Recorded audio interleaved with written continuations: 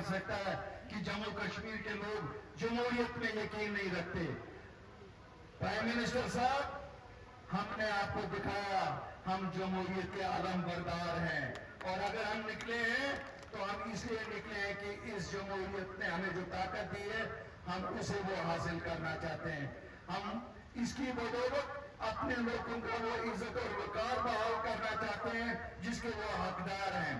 آپ کو شاید 2 قدم زیادہ آگے آنا پڑے گا، کیوں ہم لوگوں کے دل بڑے زخمی ہو چکے ہیں. ہمیں 72 سال میں کانگریس نے نیشنل کانفرنس کے ساتھ مل کے کہیں کا نہیں رکھا.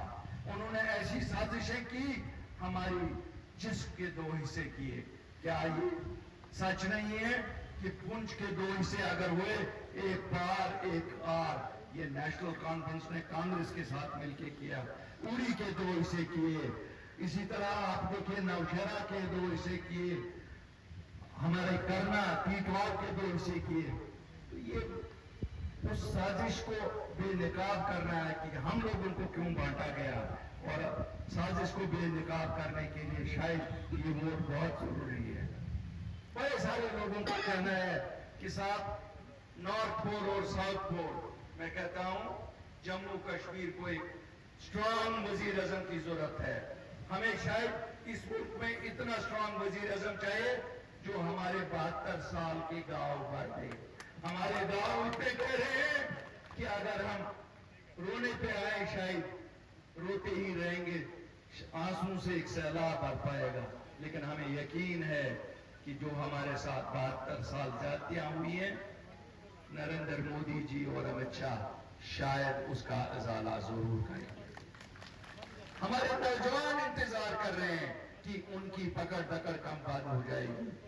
ہماری بیٹیاں انتظار کر رہی ہیں کہ وہ گریجویٹ پوسٹ گریجویٹ ہے، ان کو حق والے کو حق کیسے ملے گا. ہم اس دن کا انتظار کر رہے ہیں جس دن نوکریاں یہاں بکیں گی نہیں. ہم اس دن کا انتظار کر رہے ہیں جس دن ہماری بیسک جمہوریت واپس ہو. ہم اپنے لوگوں کو الیکٹ کریں اور ان کی سرکار یہاں بنے تاکہ وہ لوگوں کی خدمت کرے. وزیر اعظم صاحب، بیوروکریٹ کتنا ہی اچھا ہو، بیوروکریٹ ہے، اور اس کا نظریہ قانون کے دائرے میں اتنا ہی ہوتا ہے جتنا وہ دیکھتا ہے اس کی کرسی کب تک سیف ہے. یہ آپ کو معلوم ہے، آپ عوامی نمائندے ہیں، لوگوں کے لیے کام اس دائرے سے باہر نکل کے کرنا پڑتا ہے. اگر اس دائرے میں الیکٹڈ ریپرزینٹیٹیوز بھی رہیں تو ہم لوگوں کی کیا خدمت کر سکتے ہیں.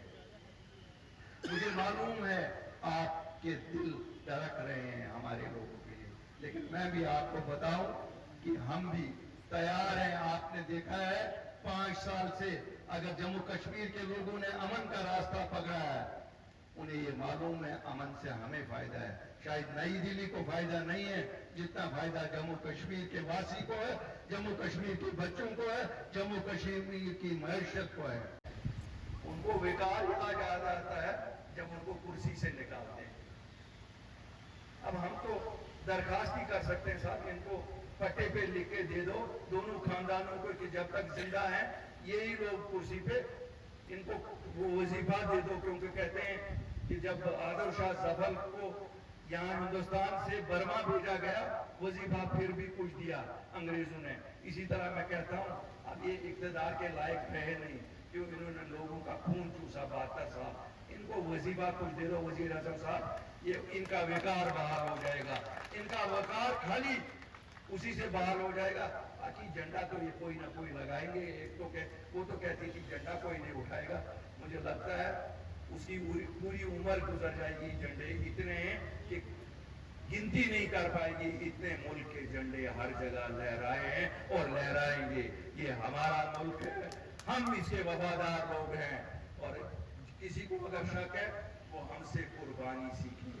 ہم لوگ سینے پہ گولی لیتے ہیں جو باہر سے آتی ہے، ہمارے لوگ شہید ہو جاتے ہیں، ہمارے لوگ قربانی دیتے ہیں، چاہے وہ پنچ کا ہے، راجوری کا ہے، اوڑی کا ہے، نوشہرہ کا ہے، آرس پورہ کا ہے، کیرن کا ہے، گریز کا ہے. ہمیں کیا بتائے گا کوئی کہ قربانی کسے کہتے ہیں. مجھے کوئی بمبئی میں بیٹھ کے یہ نہیں کہہ سکتا ہے. مجھے بڑی خوشی ہے کہ شیو سینا ان کی مدد کر رہی ہے.